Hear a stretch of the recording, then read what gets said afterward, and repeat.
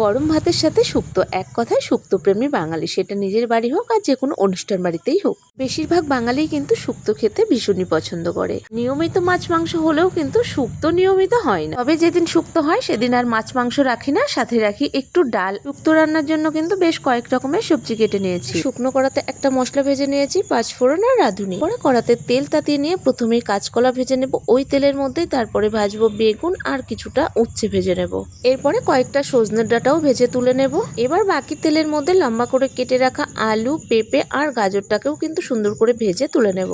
এবার কড়াতে তেল দিয়ে তেলের মধ্যে পাঁচফোড়ন, শুকনো লঙ্কা, তেজপাতা ফোড়ন দিয়ে দেবো একটা বাটা মশলা। মশলাতে ছিল আদা, সাদা সর্ষে আর পোস্ত বাটা। এবারে এই বাটা মশলাটা তেলের মধ্যে দিয়ে একটু কষিয়ে নিয়ে তারপরে পেঁপে, আলু আর গাজরটাকে দিয়ে একটু নাড়িয়ে নিয়ে দেব কাঁচকলা ভাজা আর ডাঁটা দিয়ে একটু মিশিয়ে নিয়ে দেব দুধ আর সাথে কিছুটা জল। এবার সবটা ভালো করে মিশিয়ে নিয়ে লবণ দিয়ে একটু জাল করে নেব। ঝোলটা একটু ফুটে আসলে দেব ভাজা উচ্ছে, বেগুন আর বড়ি ভাজাটা। তবে বলতে কিন্তু লজ্জা নেই, আমার কাছে বড়িটা আজকে একটু কমই ছিল। আর জানো তো, যে কোনো অনুষ্ঠান বাড়িতে গেলে শুক্তো দিলে শুক্তো খেতে আমি কিন্তু ভীষণই পছন্দ করি। এরপরে সবকিছু ভালো করে একটু জাল করে নিয়ে নামানোর আগে ভাজা মশলার গুঁড়ো আর একটু ঘি দিয়ে নামিয়ে নেব।